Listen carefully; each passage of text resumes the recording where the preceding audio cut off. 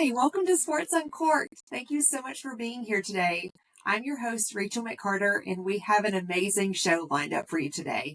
Today's theme is lessons in tough love. I think we've seen a lot of those in the sports world over the last week. First, with the botched CBS interview with Jordan Hudson stepping in and kind of showing the power of her relationship and influence over Bill Belichick. And then, most epically in the news over the last week or so, is the epic slide of Shedeur Sanders from the potential of a first round draft pick all the way to the fifth round, and our thoughts and opinions around what really drove that decision. So we'll be sharing that. But my first lesson in tough love is right before the show, I did a blind mimosa bubble tasting in which I took 6 different bottles of champagne just from the grocery store with varying price points from $6.99 all the way up to $13. So very reasonable price points, and wanted to solve the debate of what is the best mimosa bubble for the price point. So what I'm going to be sharing with you today on the podcast is the winner of the mimosa tasting.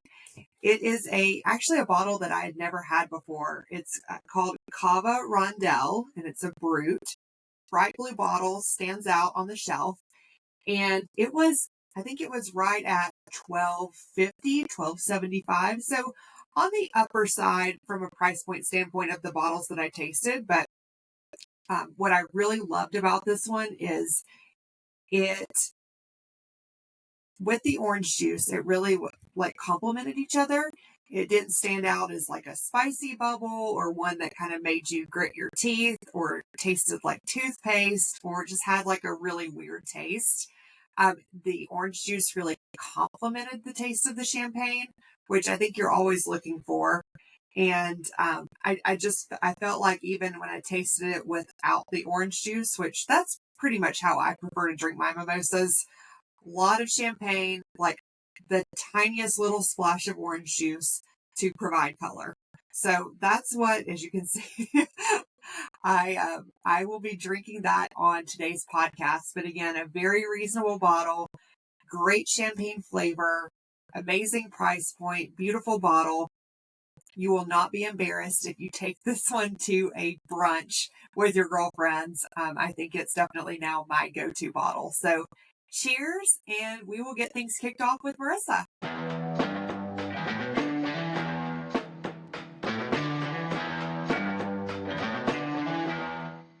Chris, Hi, Rach.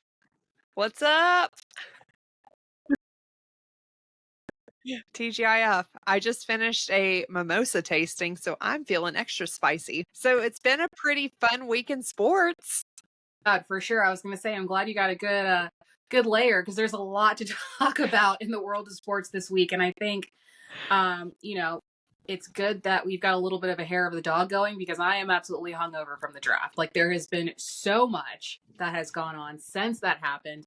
And there is just a lot for us to talk about. Hey, you know what? Shedeur's finally off the board. Did you hear? It only took right? America can finally get back to life. It's so funny because everybody, whether it's on ESPN, whether it's on Fox Sports, whether it's on social media, they've all been saying how we all had to wait 143 picks to finally hear the name that we've all been waiting for, which is just, it is absolutely hilarious how much fanfare has been going on around Shedeur Sanders. And I think even us in general have been like, oh my God, like we're still talking about Shedeur Sanders. His record was only 12-13 at Colorado and he had his jersey. Like we've just been like so ready to not hear about it. But then we spent the entire draft waiting to hear where he was going to go. And of just all because it was such him, a comedy show. it's been a mess. I mean, I feel like a lot of people feel sad for him. Then you have people like Trump, which don't you have bigger things to worry about than like where Shedeur Sanders goes in the draft? Yeah. Mel Kiper, who, I mean, I guess I would be pissed if he wasn't the number 1 overall pick when your only job is to have your big board that's somewhat accurate. You plan for the entire year for this and you were like so wrong. I'd be embarrassed and I would come out as like, oh, everybody's wrong here, if that was my only job and I massively missed. Mm-hmm. And then Stephen A is also like, oh, what is going on? Because he's black. I'm like, that has nothing to do with it. He shows up to these interviews like he doesn't care. So unprepared with this big head about I will choose who I want to play for, where I'm going to play. You'll do it my way. And if you're an organization that's going to spend millions and millions of dollars on someone, that's not the attitude you want. 100% agree. Going into the draft, I was kind of like, oh, well, he's going to go first round because he's got so many people in his corner and he's got his dad volleying for him and this, that, and the other. And I think that kind of like as the draft went on and even like rolling into today, now that we're about a week past it, I got a lot of mixed feelings and a lot of mixed emotions about it. I do feel now, when I heard that the New Orleans Saints drafted Tyler Shaw, or Show, I can't even remember now. I feel like when they drafted him, like that was like, I felt like that was a dig. And I immediately thought of that scene from Mean Girls when they're passing out candy canes and they were like, here's a candy cane for you. Here's a candy cane for you. Candy cane for Glenn Coco. You go, Glenn Coco. And none for Shedeur Sanders. And like, that was it. I thought for sure that Shedeur was going to New Orleans. So when I heard that pick, that felt a little personal to me. And I do feel that the NFL very much made an example out of him. I feel like they very much made an example out of Quinn Ewers, who also got drafted very, very, very late in the draft. And I think that they are making examples out of these players because of the NI deals that they had in college. And they are trying to set the precedent that this is not going to fly in the NFL, which it kind of sucks that like they had to be the ones to have to learn the lesson. But I guess it has to be somebody. But it's not like Shedeur is going to go to the Browns and be terrible. Although that quarterback room. Dude, that quarterback room, I am here to watch that disaster. Go ahead. I mean, really. Go ahead. Who wins the starting job? Yeah. Really. Too hard. Who wins?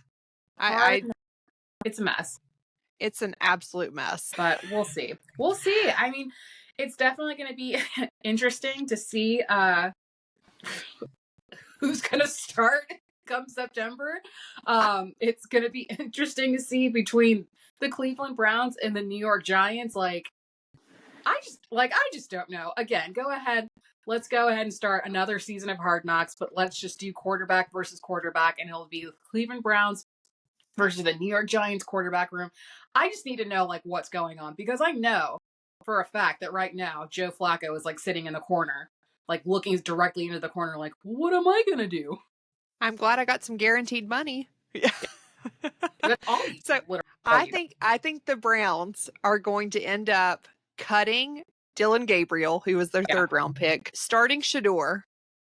Really? I think they are going to, because Daddy Ball's going to get in there and say like, my boy should deserve a chance. So they're going to give the fans a start.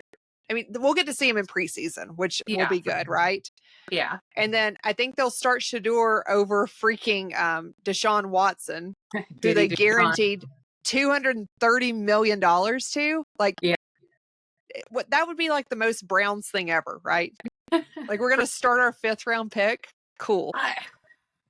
Again, I feel like this is going to be a lot of lessons are going to be learned in the NFL this season. But even like when they announced the pick,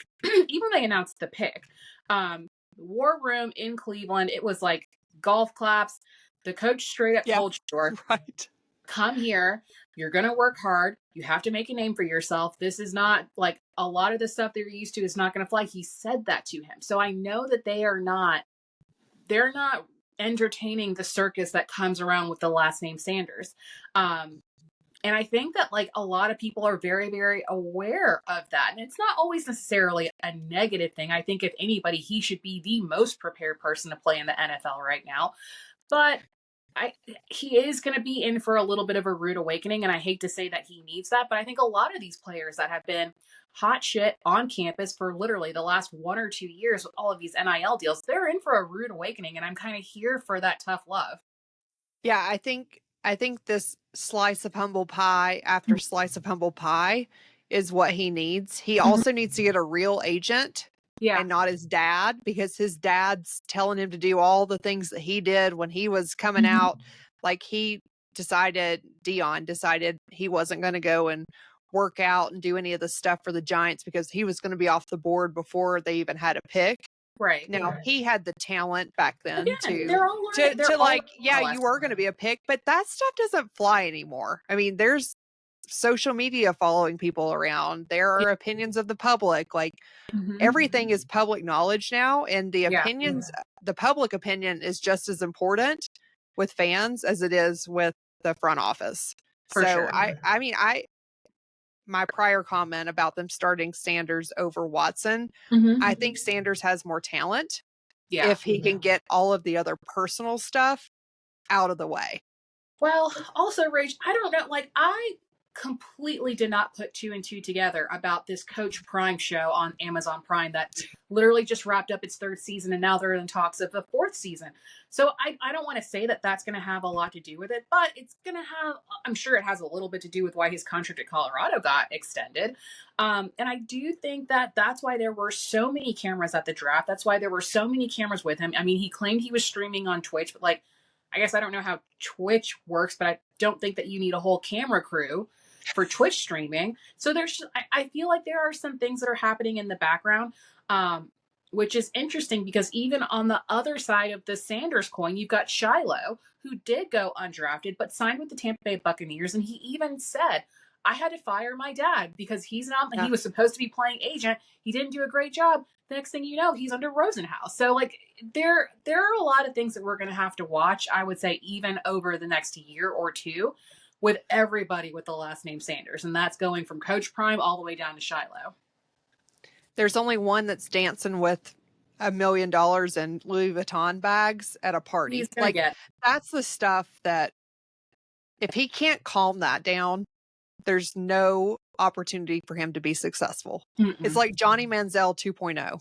Yeah, for sure. And he'll learn his lesson. I think, unfortunately, he's going to have to learn it the hard way. I mean, look at Chad Ochocinco. He does the same thing, and his old self is still dancing around with Louis Vuitton and diamonds and money like he's still playing for Cincinnati, but she's not. But it's just he is going to learn. Unfortunately, all stubborn people have to learn the hard way because he's gonna learn a lesson for sure. It's not gonna be easy for him, and they're not gonna make it easy for him. So the prank call was another whole thing, right? I mean, there were so many other players that received prank calls apparently, but because of all the cameras and all of the publicity around it, there have been fines that have been handed out.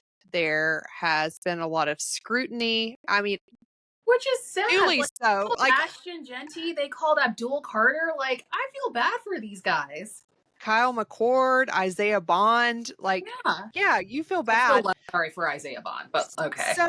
So what I would love to see and how you take care of all of this, like, wouldn't it be so fun for players to just be sitting on the couch and not get that pre-call? Like, they hear their name called at the same time the rest of America does. Why can't we do that? Because you've got all kinds of agents and managers and like all this other stuff that's now involved where it's not a surprise anymore. I think maybe 20 years ago, it was a big surprise. It wasn't. They were still calling on those like phones that you picked up, like with the cord. Remember? There's maybe some people that don't remember that, but like the cord, like the house phone, the landline, that you picked up the phone. Like, can we not go to a place where if I'm the number one pick, like I find out and I'm so excited because I find out not via a phone call? I don't know. I think that would be fun.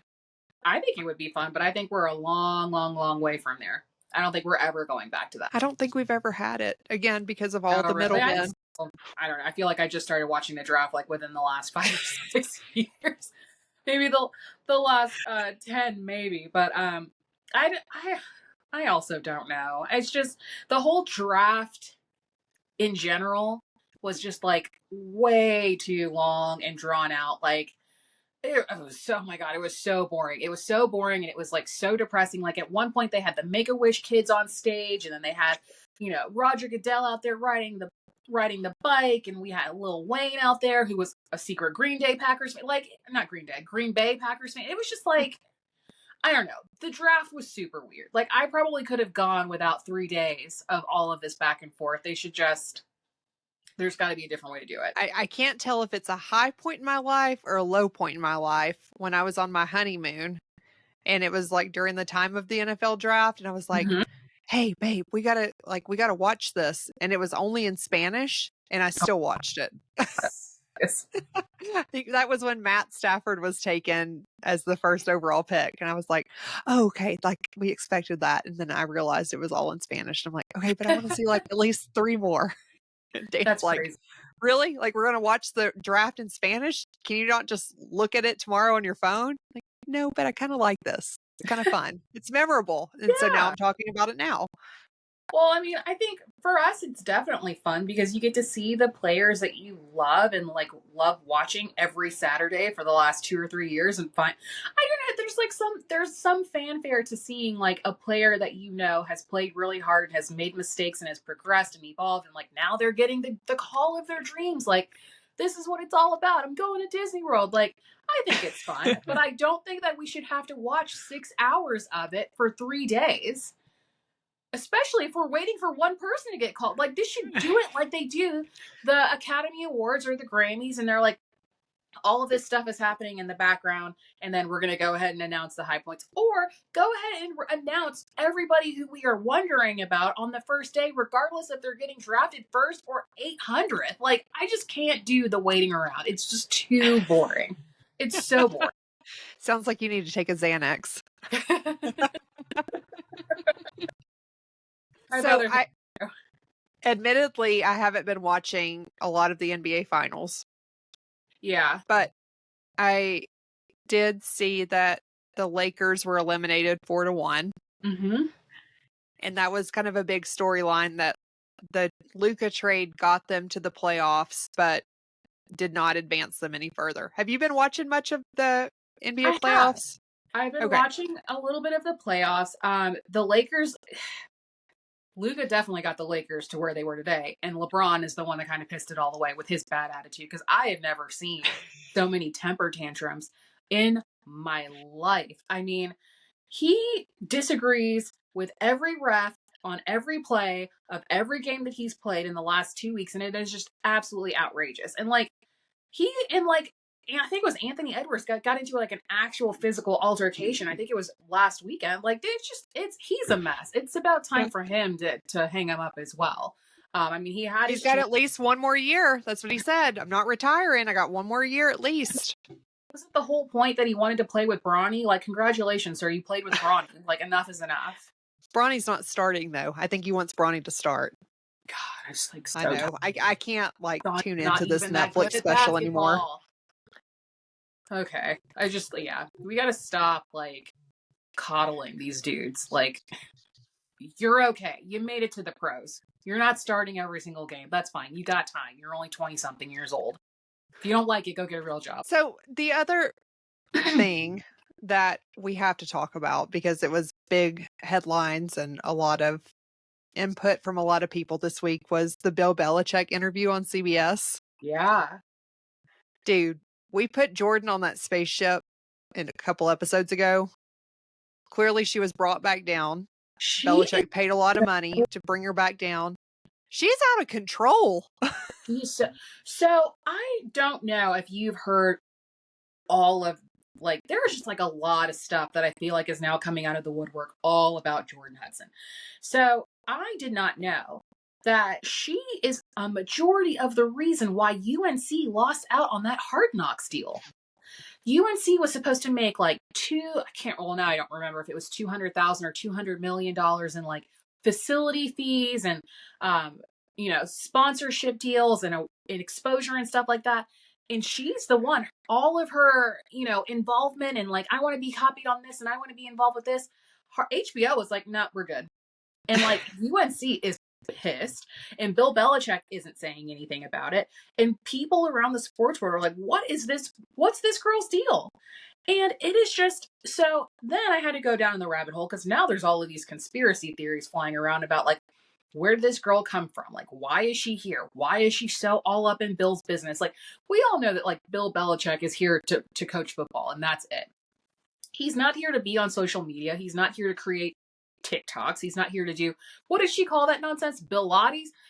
Pilates. Bill Belichick is not on this planet for that. And so the conspiracy theories that are swirling around about like why she's around and why she's so involved in things like this is back in the day, right after we had Deflategate, right after we had the Patriots getting caught filming other teams' practices. Apparently, allegedly, don't come for me, don't sue me. This is all stuff I heard on the interwebs and Reddit.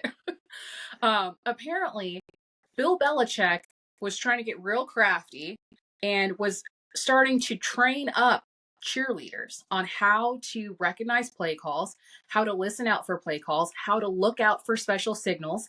And he wanted them to be able to understand what that was so that they could report back to him because they're the only ones that are close enough to the other sidelines to see this stuff. And so it is my understanding, again, allegedly speculation, that Jordan was one of these cheerleaders and that he had trained her to do all of these, like learn all of these play calls, how to know what the plays are and look for different signals and stuff like that. And right as they were like in the midst of doing all of this, they had gotten into some kind of relationship or some kind of relations, and things went south where he just was trying to hit it and quit it, and she was like, because guess what, I know. And that is how like they are now in this situation. So now they're kind of like stuck with each other because he's like, well, I mean, I did like you, but I wasn't trying to get married. And she was like, too bad, I'm here now. And yeah, I know too much. Yeah, I know too much. And so now she is like all up in it all the time. He can't get rid of her because she already knows all of this stuff. The worst part, and I don't know if this is true, but this was also on Reddit.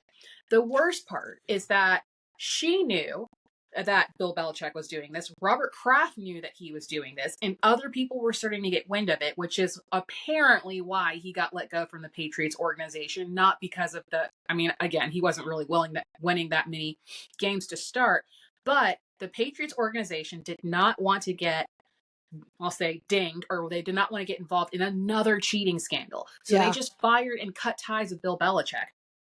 And she was kind of like, take me with you, because he's now like entertaining all of these job offers. She doesn't want to stay in New England by herself. And that is how she has come to be. And he can't get rid of her. She's just like this 24-year-old skin bag hanging off of him everywhere he goes. And she's making it weird for everybody. It's like we all know that's what's really happening. Yeah. And like, don't let us believe that Bill Belichick released a statement like the one he released. The guy who never cares about anything, never says anything that he doesn't have to say. Yeah. Like, he didn't release that statement. She released that statement. She released it. She wrote it, and that's probably that. And when we go back to that CBS interview when she said, "Oh, we're not talking about how we met." Okay, first of all, chill. No one like really cares. We're just trying to like put some feel good news out there. It's CBS Sunday morning, for God's sakes. Like, everyone just relax. She made it sound like we were talking about national security on a signal chat or something like that, and it was not that serious. So and the statement that comes out says, well, I mean, not that it's anyone's business, but we met on an airplane. I'm like, what, to Epstein Island? Like, what? You guys meet on an airplane? Nobody talks to each other on an airplane? Really? Nobody's buying that. I don't care. If you're both sitting in first class, you don't talk to each other. People in first class put their AirPods in and they do something else. Also, meet on an airplane. You see Bill Belichick on the plane. He's just chatting up the stewardess. Like that guy is not talking to anybody. He has his like cut off hoodie up with. Also, like, why did she not put him in something better to wear? Like, why did you on national television do a whole hole in your your whole hole in your shirt? Sorry, I lost my ears. Oh no, you're fine. Yeah, he was on national television with an entire hole in his shirt. Yeah, and like paint stains and like, seriously, this is what you're doing? Mm-mm. You let him dress like that? Yeah, they were on their way to Epstein Island. He's weird. Not at 48 years my senior. There's just no freaking way. No. There's nothing common about them at all. Gross. She's so gross. Ugh. Also, she doesn't look 24. Maybe it's just this new generation. These kids already look like divorcees. Yeah, she looks like she's 40 and made up too much. Because she went to college. She's trying to look older, I feel like. She looked younger when she first met him than she does right now. Well, I mean, I agree. But you would think like being with him would age you. Also, he looks worse. Being with her has aged him. Although I don't think he gets to eat anything but like fruits and vegetables. She's Pilates. We'll go back to that. She's just like, they're so weird. The whole like mermaid picture, that like, this is so weird. They're just weird. Like, I saw a picture that she posted the other night, and it's like lobster at our house, and it was like strawberries cut up into a shape of a lobster. I hate that vegan BS. Oh my God, that makes me so mad. And Bill looked so miserable. I'm like, I just want to rescue you. I don't like you, but I want to rescue you. Like, listen, you want real lobster? $70 million. I don't want a strawberry lobster. I want like a real lobster that I caught myself from my like summer house off the coast of the Cape. Like, this is nonsense. She's freaking nonsense. And it's gross because like everybody knows. Ew. Like Rob, we should have known because Rob Gronkowski was joking about this at the roast. Like, they're just weird. She's weird. Nick Saban and Terry Saban would never. This is just so That's weird. an appropriate couple of appropriate age. Terry Saban would never create a strawberry lobster and hand it to Nick like it was some cutesy thing she did. Yeah, the 11th commandment, you will eat vegetables and fruits shaped like real creatures. Yeah, no. Also, why is she trying to keep him alive if that's really... If I was sugar baby, I'd be like, here, honey, I made you a bacon cheeseburger with garlic fries fried in duck fat. Yeah. I mean, true. So, I mean, she's going to have to be taken out. Not like killed, but she's got to be like removed like a tumor. I just don't know like what it's going to... UNC is going to have to remove her. You know they have a team. They have a team trying to figure out how they can move her along. Like, what's the cost? 100%, because they're already like, she has forced herself to be CC'd on all of his communications, regardless if it's involved with social media or just regular football planning. Like, what? I just don't understand. I don't understand it. Why?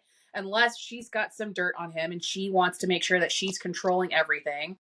So if I was Bill, I would be like, fine, tell everybody. And then everybody will be like, oh, so that's why. Okay, cool. Like, we knew there was something. Just say it. Let her say it. Who cares? Robert Kraft has probably threatened both of them with their lives. But like, really, who cares? Do you think people care? I don't care. No, I don't care. It's just weird. I really don't care. Honestly, we all know there was cheating. Like, every team cheats. Yes. Every team cheats, just like every team pays their players. Like, this is not breaking news, people. It's like, just tell us what's going on. That's all we care about. Yeah. And like, I think America would love to see her just go away. So I feel like whatever Bill says, we'd be like, oh, you've been released. Okay, so just tell us the scoop and we'll move on. Yeah, you made a bad decision. It's just weird. Like, it's just weird. I don't know. Maybe they have fun together. Maybe they like Scrabble. I don't really know what Bill Belichick likes except for coaching football. Do you think that they own the horse Take Charge, my lady, in the Kentucky Derby this weekend? Probably. That's who I'm putting my money on. Great segue, Rach. Yeah, it was great, right? Take charge, my lady. That's my MO. I think I've got my money on Render Judgment. There. So when you say your money, $5? I got $5. Yeah. I gotta get back on. I turned off all of the apps when the football season ended, so I gotta crank them back up. Thought I'd give myself a break considering there was no real sports worth betting on, but when in Rome. Oh, real sports. I love golf. That's not for you, is it? Listen, but even I feel like that's a great example. What are you betting on? We're betting that things can change.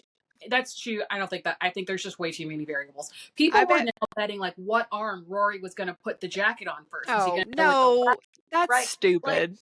That's like the Star Spangled Banner. Like, how long is it going to last? An hour, or not an hour, and minute and 30 seconds, or a minute and 32 seconds? I don't. It's like, I bet on who's going to place in the top 10. Okay, that's a money line. Like that, it's good, right? Yeah, I didn't look at them. I didn't look at them. As soon as the national championship was over, I pulled all my money out and I deleted all the apps. I was like, I'll see you guys in August. And I don't even know like how I'm gonna do that because there were no spring games on television, so I don't even know like how any of these teams even look. So it's just like blind leading the blind on the sporting bets apps. I mean, the like spring games is another whole thing, right? So A-Day at Alabama used to be completely packed. Like 100,000 people would attend. What was it this year? Like 5? five, Less than 5? 6? Like it was really small because it was just a scrimmage. There was no, it wasn't even a scrimmage. It was just like running plays. They said it was like 60 minutes, or the whole thing was like 90 minutes, but it was only like 30 minutes of a scrimmage, which was essentially them running a couple plays, and everything else was like, I don't know, I think they highlighted a couple of past players, and that was it, but it wasn't like it used to be. It used to be like an entire, at least a half a football game. Like I It's remember because of that spring portal. Oh There's so many things Nick Saban needs to fix as commissioner. my god, I can't wait. I can't It wait has for to happen. It has to I can't happen. wait for him to be commissioner of I NCAA know. football. It's gonna be it's the perfect role for him. Like, who else is gonna do it? Tommy Tuberville? Oh, No. he's already a senator, isn't he? Okay, well, we don't need In that. Alabama. The people of Alabama elected him to something political. But yeah, there's like, I don't even know who else could do it. I really don't. Jesus, if Mike Leach was still alive, he'd be perfect for it. Oh my gosh. Oh my Leach. God. Legend. Rest in peace, brother. Rest in peace. Love him. Okay, so I am hitting the driving range this weekend to Yay! prepare for our upcoming Wine over bottle 9. of wine over 9. Yep. We're ready, right? I'm excited. Got Okay. my clothes out, polished up. Gonna hit the driving range myself.